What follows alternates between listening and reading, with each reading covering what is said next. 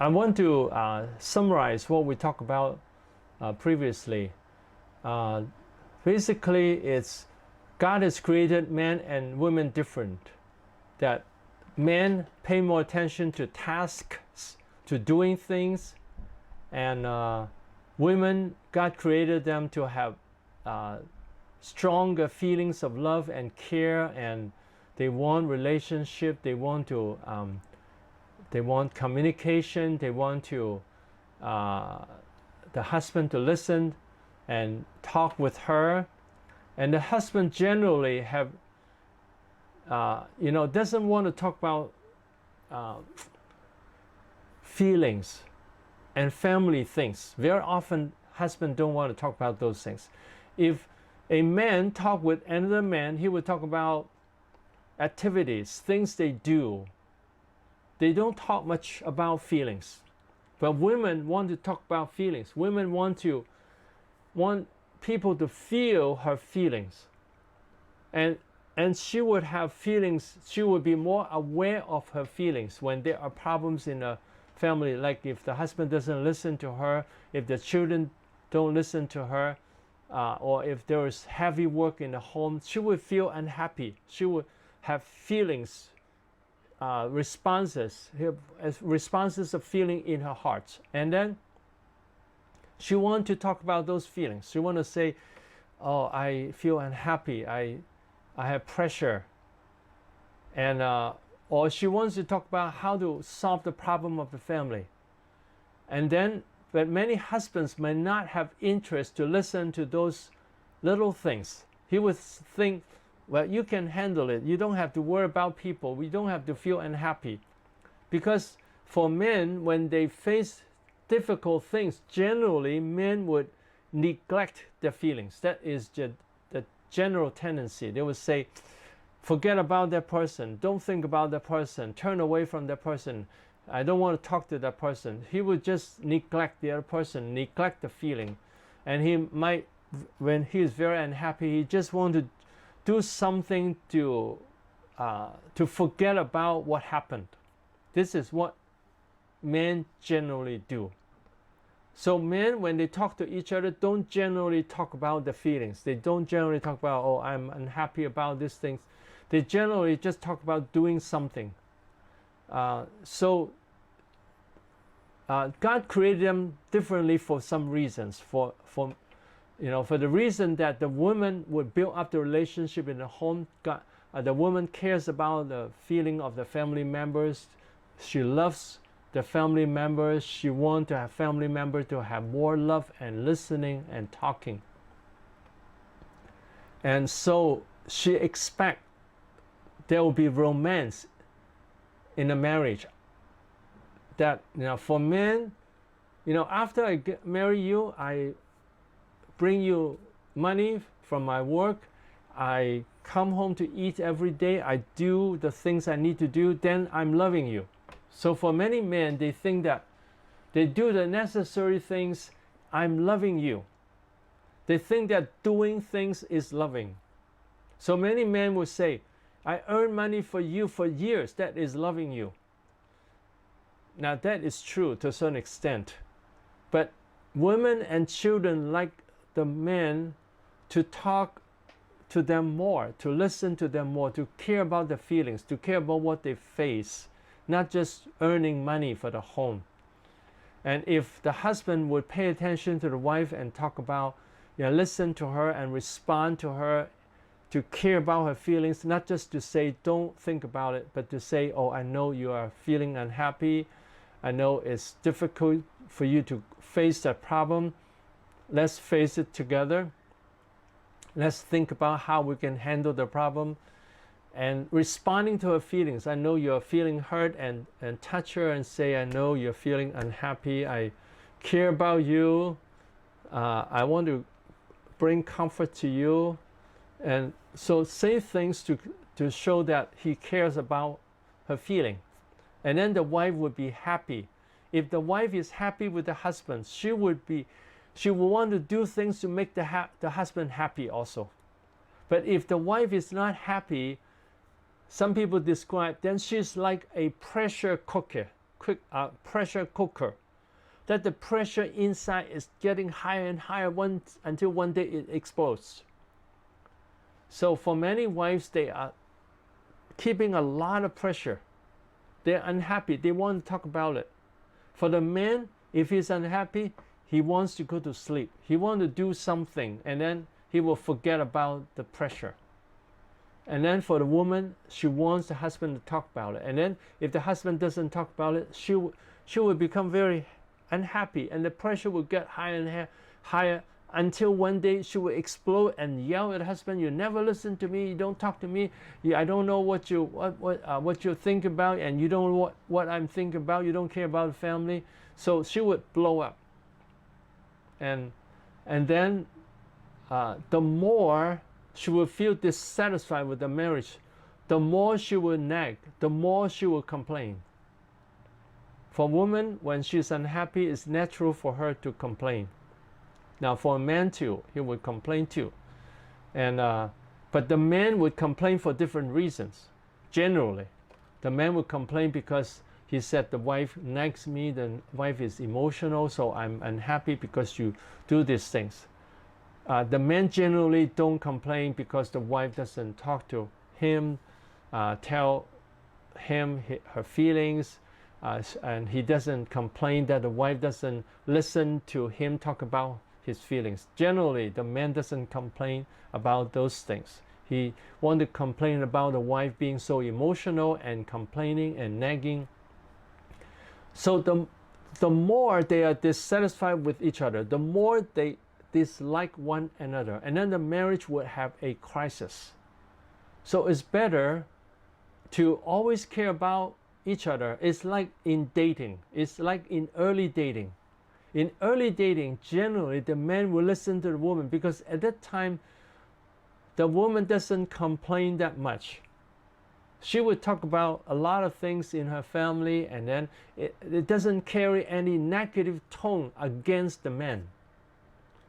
Doesn't have any complaint about the man. It's just about her own life. And then the man, seeing the girl or the woman being very attractive, and he loves to listen to her, and also he has the goal of gaining this woman as his girlfriend and one day the wife. So he wants to gain her. And now for some men, they just want to gain her for sex. Now that's true for many men. They just want to have sex and then dump the woman and go to another woman. I'm talking about someone who is serious about marriage, who is a Christian who is serious about marriage. But I know that there are many so-called Christians, they will abuse a woman and have sex with her and then dump her and say, "I don't like you anymore because you nag me and because you complain to me." Because the moment they have sex, the moment after that, the woman will start to request that the husband, not the husband yet, the man will spend more time with her, that she will be able to find him, that they want to think about marriage. So the moment they have sex, the woman wants to think about marriage and want the man to spend more time with her. And then if the man doesn't do it, she will start to complain and demand and nag. So then the man will start to be unhappy with her. That's what happened in many dating relationships. So we don't want to have sex before marriage. First, it doesn't please God because sex is reserved for the marriage. And the Bible says that if we have sex with a person, we are already one with the person. It's only, it should only happen in a marriage. Now, even when people have the motivation to get married, they don't have the motivation to care and love for the other person. So as Christians, we want to have this heart to love our spouse and care about her and listen to her and comfort her and make her feel loved. And then for the wife, that she should make the husband feel respected and honor him, and not to talk too much, and to tell him how she like him to respond to her. She can guide him and say, I'd like you to listen to me. I'll be very happy if you listen to me and tell me how you feel about it. I would like to hear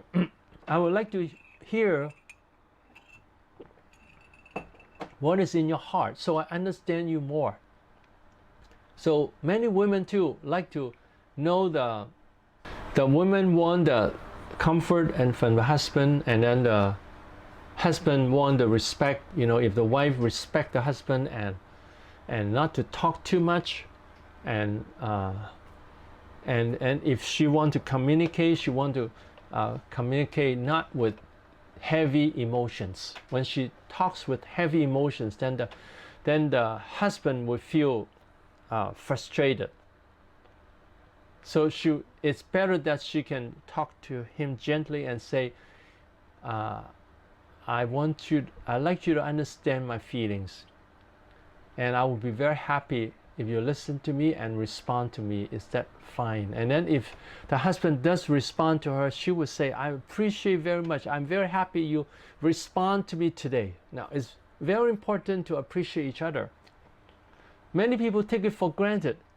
They say husband and wife don't have to say thank you, but we should always say thank you and say appreciation. I really appreciate that you have spent this time for me. I really like that you listen to me and respond to me. That is very precious to me, and I really thank you for doing that. Then the husband will feel honored and respected, and then the husband will feel happy, and then they will enjoy talking with each other. So make the communication enjoyable, that the husband will say things that are positive, that will say to the wife, I love you, I like to be with you, I like to listen to you, I like to make you happy, and I thank you for cooking and doing all these things for me. I really appreciate you. And then the wife would say, I thank you for listening to me. I thank you for helping me. I appreciate you, and you give me a sense of security. I really enjoy the relationship. If the relationship is like that, in the family there's a lot of communication and care and love, then everyone is enjoying the relationship, enjoying the marriage. So I hope we all understand that we need to put into the marriage in order to be able to have a good marriage. But it's a sad thing that in many marriages that is not happening. In many marriages, the husband doesn't talk much, and the husband have a problem understanding. Now many men have problem understanding the woman, because he will say, why do you worry about those things? Why are you unhappy about those things? So the wife has to make it very clear and say, when I face any difficulty, I like you to listen to me. And if no one listens to me, I feel very unhappy. And when someone hurts me, I feel very unhappy. I want to tell you about it. And I like you to respond to me by comforting me. Now, we don't have to gossip about the other person. We don't have to talk about the other person. But just talk about the feeling of the wife and say, oh, I know that you're hurt and you feel unhappy. And I'm happy to comfort you and be with you. And being with the person is already comforting. So being with her and say, oh, I know it's difficult for you. I know it makes you sad. It gives you pressure. And I feel your pain. So it's important for us to learn to feel the pain of the other person, to feel the pressure. So if they build that relationship up, then the relationship will get better. But in many marriages in the church, the husband doesn't listen and don't know how to listen. So in the church, there should be workshop of listening, communication and listening. And I can talk about that more in the future, how to talk and how to communicate. Now, we talked about that earlier too, the words of grace, saying, oh, you're wonderful, I love you, I like you. And the words of grace to guide the other person to do things. I like very much that you can help me, I need you to help. And also, communication of the other person, of the two persons, right? Like one person says, I feel unhappy, and then we can respond and say, oh, I'm sorry to hear that you're unhappy, tell me more about it. And then if the person tell him, then he would respond by saying, "Oh, I hear that you're hurt when you face the problem, when someone hurts you, and it must be difficult for you." And then at certain points they can find a way. How can we face the problem? How can we face it together? How can we help the other person so that it's easier to relate to the person? That is communication of solving problem. Like the children have this problem. So first thing we want to do is respond to the wife and say, "Oh, it must be hard for you to take care of the children for the whole day. It must be hard for you. It's heavy work because the children sometimes takes a lot of attention, and they have problems that the wife has to take care of." So the husband will respond, and then they can discuss how to help the children, how to help the children to love God more, and to listen to the needs of the children, and to communicate with the children, so they build up the relationship with the children. So listen to respond to the feelings, and then to respond to the situation, how to solve the problem. And at the same time, to give comfort to the person, to let the other person know, "I care about you, I want to comfort you, I want to be with you to face these problems." Then the marriage will be built up more. But many marriages don't know how to do that. So we want to have workshops, training in a church, and also especially before they get married, and also after they get married. So before the marriage, they should learn how to communicate, how to love, how to find out the spouse, who is the person God has chosen for them. Now we will talk about that. Talk about dating counseling, and then we'll also talk about marriage counseling. So we should have communication training about that, so that the marriages will be built up. Now each marriage might have a different problem, but a general problem are loving each other, caring for each other, and communication, listening to their person and responding to their person, and facing problems together. So these are some common problems of husband and wife. And also how they handle different things like money, the in-laws, the children. So these are things they need to learn how to do it, how to take care of different problems in the family. Okay, so that was what we talked about in the last session, and I summarized it, and I added in more. And now here talk about build up relationship with children.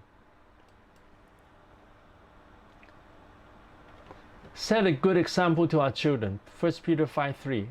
Nor as being lords over those entrusted to you, but being examples to the flock. How we love and obey God, how we treat people, how we manage our thinking and emotions, how we use our lives. So we want to set good examples to our children.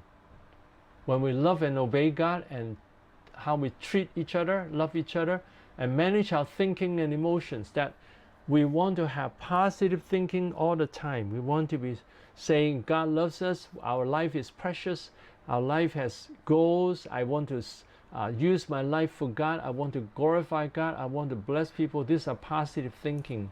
And then positive emotions, that we are peaceful and joyful and full of love and full of peace from God, and we enjoy God. So, and enjoy each other, and be kind to each other, and not to be affected by the other person. Not to be affected by the other person is very important. Even when one person shouts and yells, we don't want to be affected by them. We want to listen to them and find out why they are angry, why they are frustrated, and listen to them and respond to them. So we want to set good examples of how we manage our thinking and emotions. If a person cannot have positive thinking and emotions, he would have a lot of problems in a marriage. His marriage would have a lot of problems. Because if the person is negative all the time and unhappy or angry, then the marriage would not be good. So we need to build up, learn to build up, to have positive thinking from the Bible. We are precious. People are precious. We want to love people. We want to care about people. We want to be kind to people. We want to be joyful with people. We want to enjoy people and make people feel happy. And how we use our lives. How we use our lives to bless each other, to glorify God, to serve God. And then build up relationship, friendship with our children. Friendship with our children. Now, I noticed when I came to Africa, I noticed that in some family, the men will eat together and the women will eat together. And the women and the children. Now, I know this is your custom, but I ask you to consider changing it, because it's very important in the family to build up relationship. The eating time is an important time to build up relationship, because in the daytime, the husband works in his job, and then the wife works in the home. Now, it might be different for some families. And so all day long, they'll be working. And then now is the time they eat together, they can talk. And that is the time when they should build up the relationship. The time of eating is a time to build up relationship. So, in most countries, the whole family eat together. The whole family, husband and wife and the children, eat together. And then they can talk to each other and talk about happy things. It's not good to talk about problems when eating. It's better to talk about happy things or general things. General things that are happening to the children. But if there are problems, then we should talk about after the meal, and then discuss how to handle the problem. So it's a time to build up the relationship. It would build up the husband and wife relationship. It also build up the confidence of the children to talk. Many children, they don't know how to talk to adults. And in the time of eating, they learn to talk to the adults. And the adults should listen to the children. Now, when I was young, in our family, the parents talk, and then we children don't talk. They don't encourage us to talk, and then when we talk, they don't pay attention to it, and they don't think that is important. So that was how it was when I was young. That is not the best thing, because what happened is, then the children don't learn how to communicate and don't learn how to negotiate things, how to talk to the other person and discuss how to solve problems, how to relate to an adult. So build a friendship with the children, spend time with them, listen to the feelings and their needs, and feel their feelings. And then for children, we'll say, oh, I know you're unhappy, and we can hold them, we can touch them and say, oh, I know you're unhappy, and I care about you, I like you. And then feel the feelings, feel what they are feeling, and then say, oh, I'm sorry to hear that you're unhappy, sorry to hear that you were hurt by this person. Let's think about how we can handle it. And then Romans 12:15, rejoice with those who rejoice and weep with those who weep. So if the children are unhappy, we will say, I'm unhappy with you. And if the children are happy, we'll say, wow, I'm happy for you. The child says, I've done something good in the school. The teacher said something good about me. Then the parent would say, wow, I'm happy to hear that. You're wonderful, you're wonderful. So always this positive encouragement to the children and to the spouse. Always saying, you're great, you've done this thing, it's great. Okay, avoid hurting our children's feelings. Colossians 3:21. Fathers, do not provoke your children, lest they become discouraged. So some people think that in order to teach the children, they have to yell at the children and discipline the children and punish the children. We should not convey a feeling that parents are for rebuking and disciplining the children. We should give them a message that parents are for loving the children. that the children will feel loved with the parents, that the children will enjoy time with the parents. So we don't want to hurt their feelings when we teach them. When we tell them anything, we will tell them, when you pray, God is very happy and God will bless you. And now if they have said something impolite, we can say, we can guide them, we can ask them. It's very important to learn to ask people questions and guide people and say, when you said that to your brother, what do you think your brother would feel? So that is guiding him to understand. When he said that to the brother, he could hurt his brother. So how can he say it better? So how can you say it better? And how can you say it next time? So instead of hurting them, some people will say, you've done something terrible, and they even hit the children. Now, sometimes we need to discipline, and sometimes we need to punish the children, but don't overdo it. It's only when they intentionally do something wrong, then we will, after warning, then we can punish them. But if not, it's better just to listen to them, talk with them, and say, do you understand it's important to talk politely and be kind to the people you talk to? And do you want to be kind to them and listen to them and say something nice instead of saying something impolite? And so teach them and tell them, when you do this, this is wonderful. And we don't want to make them fear us. We want to make them respect us and love us and like us, but not to make them disrespect us. They should respect the parents, but they should not fear us. And we want them to trust us just as the Heavenly Father helped us to trust Him. So we become trustworthy to them. We always keep our promises to them.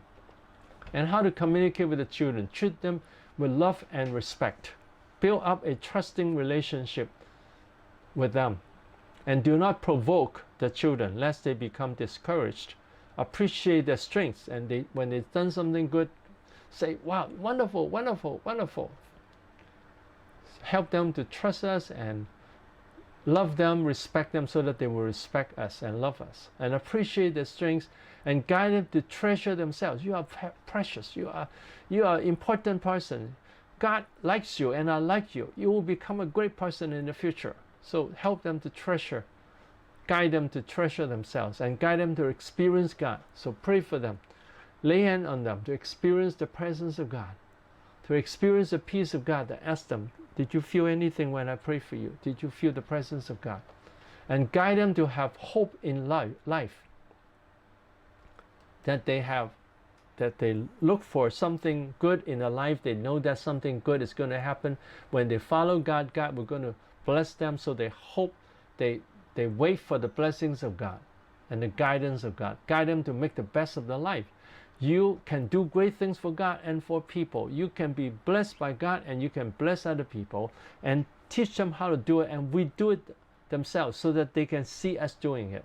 If we're doing this to the children will grow up to be loving people. They love people and they care about people and they listen to people. If the children learn to listen to the parents and respond to the parents, and they listen to each other and respond to each other, then they are growing in Jesus. So Revelation 3:20, behold, now should father, mother, and children eat separately? Now here, Revelation 3:20, Jesus said, behold, I stand at the door and knock. If anyone hears my voice and opens the door, I will come to him and dine with him and he with me. So Jesus even dined with us. Dining is a time to communicate. Dining is a time to build a relationship. It's a time of enjoying life together. It's a time to influence the family, to influence them so that they will grow in every area, in the emotions, in the thinking, in their spiritual life. Dining is a time to talk about issues. There are things that we can talk about. Okay? So I hope that this will help you in your marriage and in your relationship with the children. Now, some people might say, okay, I'm going to answer a question even though no one asked it. What if the wife is unreasonable? What if the husband is unreasonable? What if the children are unreasonable? How should we handle that? Okay, first, I have talked about this briefly, but I'm going to summarize it and add in some elements. First, we don't want to take that personally. If someone says something negative, if someone is emotional, we don't want to take it seriously. We want to find out about the feelings of the person, and I can sense that you're unhappy. Tell me more about it. And we listen to the person so that we care about the person in order to calm the emotions. The best way to calm emotions is to listen to them and respond to them and care about them. And then when they feel love, they will calm down. But what if they are emotional all the time? Then first we want learn to not to be affected by them. We want to be peaceful all the time ourselves. We want to be peaceful and calm and full of love, and we love the other person, and we care about the other person, so that our kindness might influence the person to change gradually. Gradually, we can influence them to change, that they can change and they can grow in Jesus. And so we want to be able to be kind to them, and this can gradually influence them and help them to change. Now, if they don't change, we still continue to live in a loving manner. But people say, that's not fair, that's not fair. My wife is always emotional. Now, generally, there are reasons that she's emotional. So we want to find out and comfort her. But if she, refuses to take care of her emotions, we want to be peaceful ourselves. We want to be kind and loving. And when we are kind and loving to her, then gradually she could change. At least it would not bring in more fights and quarrels. So we don't want to fight with them and quarrel with them. We want to not to be affected by them, not to be influenced by them, but to bring in positive influence to the family. And what if the children are disobedient? It's better to start with, at the youngest age, that we start to teach them to pray to God, to obey God, to respect other people, to love each other. And then when they done something wrong, we'll ask them, what do you think about what you have done? Do you think is right or wrong? And what should you do now? We should guide them to apologize and then say nice things to the other person and to be kind to the other person from now on. And then when they do that, we'll say, wonderful, you're doing something wonderful. I appreciate that. So give praises to your children and to your spouse. Wonderful, you have changed. Wonderful that you are built, your life is improving. And God is pleased with you, and I'm pleased with you. That's wonderful. So we want to appreciate them, and then we'll see, what they're doing well. We appreciate them, and then when we see that there are some areas they need to improve, we'll ask them, how can you improve in this area? How can you improve in your relationship with other people? How can you improve in your schoolwork? So we guide them, and then if they talk in an impolite way, we ask them, what is the best way to talk in this condition? How would the other person feel if you talk like this? How can you change it? What is the best way to talk? And then if they do follow this, if they are polite to someone, then you say, wonderful, you're improving, it's wonderful. So we always want to guide them and then appreciate them when they change. And we want to, even when they disobey us, we want them to feel loved and cared for. But we say, I love you. and I do see there is a problem. Do you see a problem? Do you want to change? That you can grow in your relationship with people, and then you can grow in Jesus Christ. Do you want to grow in Jesus Christ? And then God is pleased with you, and then your life will go better and better. So we give them the reasons to grow in Jesus. Give them the reasons to rejoice in the Lord, to enjoy God and appreciate God. Okay? So I hope that you can build up a good relationship in your family, with your spouse and with your children, and then also teach the people in the church how to build up relationship, how to have love and communication, listening to people, responding to people, and caring for each other, and solve problems in the family.